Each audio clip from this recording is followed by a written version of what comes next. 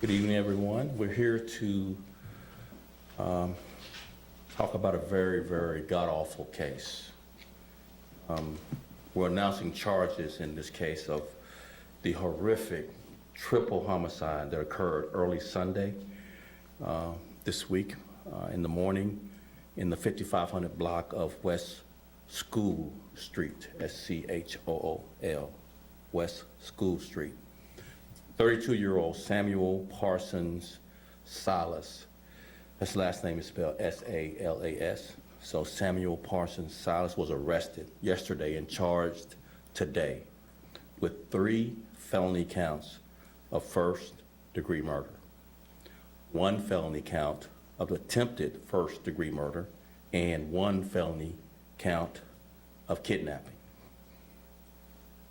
Mr. Silas is a convicted felon who was on parole and was released on September of this year, for a home invasion. So he was on parole, just released in September. The shooting in the 16th district up on West School Street resulted in the brutal murder of a 24-year-old female, a 26-year-old male, and a 50-year-old male. A 25-year-old female remains in the hospital in critical condition fighting for her life. I want to extend my deepest condolences to the families of these victims. And we hope that these charges, this arrest and these charges bring some small sense of justice to these families.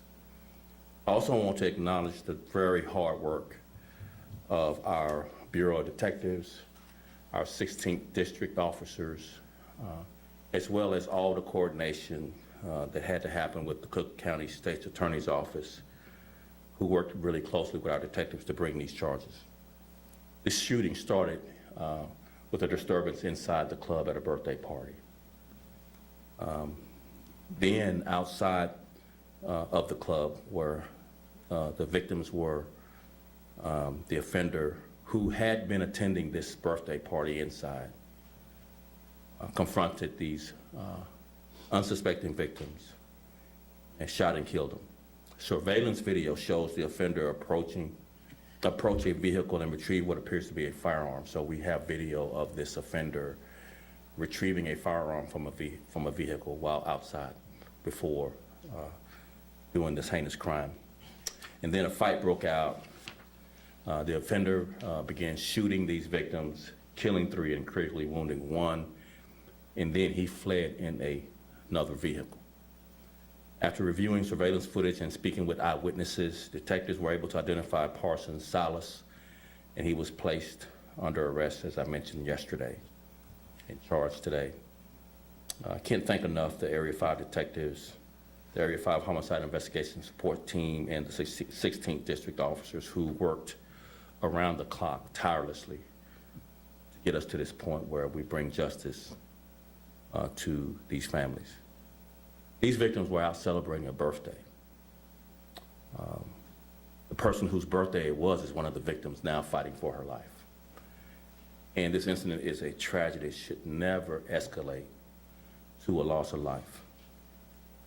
The victims, their families, this community, this 16th district, is one of the safest areas in Chicago. They now have had 5 homicides this year. Before this incident, they've had 2 homicides. All of the offenders of the homicide violence in this district have been brought to justice, have been arrested and charged, to include this tragic incident.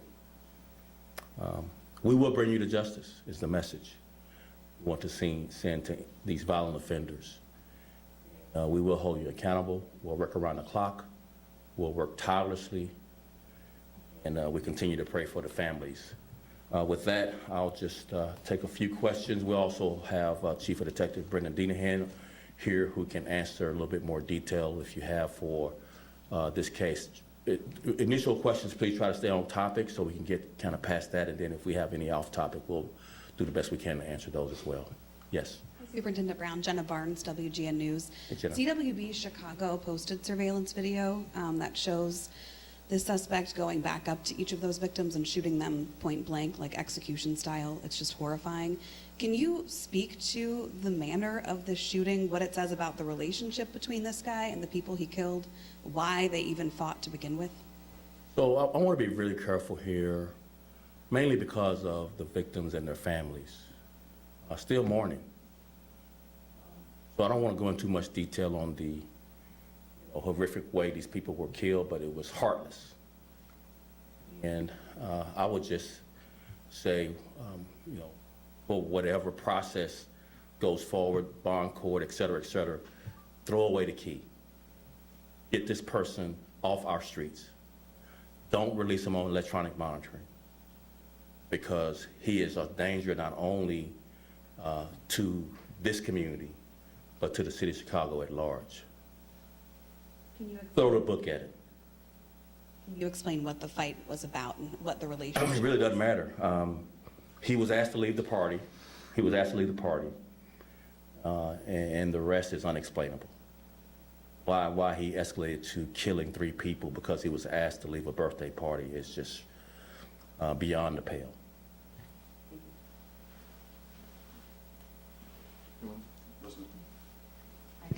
Good evening, Elizabeth Matthews, Fox 32. Oh, A kidnapping, a felony? Sure. Can You want to hear a little bit more detail? Yeah, sure. Brenda, you want to add a little bit more detail to the other charge of kidnapping to the... Sure. For the charge of kidnapping, after these horrific acts occurred, that he had driven away with another individual in the car, and that individual is the victim of the kidnapping. He held her against her will while we were eventually searching for the offender when we found out his location. So that is the victim of the kidnapping. So how long were they together? How long did he, was he with the woman? So it appears, and I'll get offline if I'm wrong, but it appears that he was with her until he was apprehended. As the superintendent mentioned, this incident happened, and the detectives assigned and the homicide support guys and the officers, and specifically detectives, this was, it's a terrible, terrible incident, but they worked around the clock. These guys have hardly slept at all to bring him, to arrest him so quickly. And it appears that she was with him, during that time frame. Do they know each other? Yes.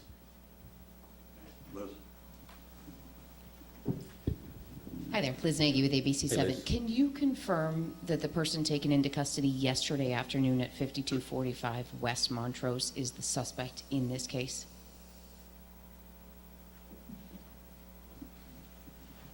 I don't even know if I have the address arrest in front of me for this. So I'll get you the exact address of arrest because I just don't have the address in front of me. 5200 block of West Montrose? And the female was with him at the time, correct? When we went to go apprehend this offender, and I want to thank everybody involved, like the superintendent said, because this guy's so dangerous, right? And this just happened, and so our SWAT guys were out there. So I want to thank our SWAT guys as well, because the fear was that if this individual, committed these acts, that maybe he wasn't gonna come when we were going to arrest him, without going down with the fight. So he actually fled out of the apartment on foot when our SWAT officers were approaching, and our homicide support team, because we had the area covered, was able to arrest him without incident. So I want to thank those guys, because it could have gone the other way.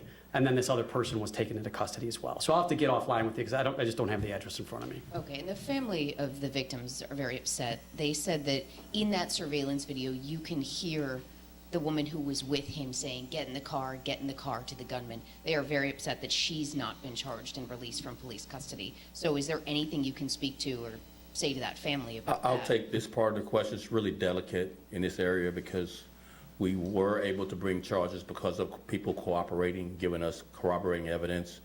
And we'll leave it at that and get with you offline. But we really appreciate the cooperation from everyone involved. It wasn't a slam dunk case.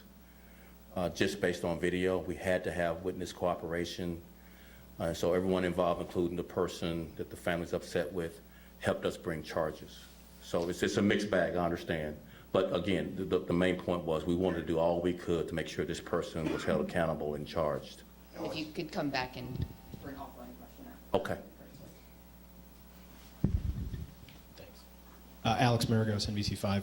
Can you go a little bit deeper into the suspect's criminal history? You said convicted felon, so he shouldn't have had a gun. Anything else we need to know about his background leading up? It was to for a this? home invasion. It's a 2010 case. He was paroled in September of this year. It's been, 3 months, and he kills 3 people. So likely should have stayed in jail. Do you know, is there any relation to the same persons in this that may have come from that same case, or is that an entirely? We don't think so. We was invited to a party through a third party. He was asked to leave. As simple as that. It's just inexplainable. It's just beyond reason that, being asked to leave a party escalates to 3 people being killed. Okay, thank you. Thank you all so much. Appreciate it. And oh, you wanted to, no, there was one more question, Tom. I'm sorry. Yes, sure. There are reports that there's one crew operating in the city responsible for roughly 20 robberies a day. 4 people were taken into custody yesterday on the north side after that crash. Are they part of that crew? So we are going to have another press conference. We're working to make sure charges stick to 2 separate crews that are arrested, and we are close to charges for both crews that are responsible for dozens of robberies. Thank God we got them in custody, but we want to tighten this case up before we reveal any more of our evidence, and then we'll have a stand-up as soon as charges are for both crews. So you can't say yet if the 4 people yesterday are connected to this same crew that are responsible for up to 20. They're arrested but not charged, so we have to be careful until we can actually charge. But our things are looking up as far as having the evidence to be able to charge these folks, and then we'll give you all the details tomorrow. Thank you, guys. Thank you. Thank you very much.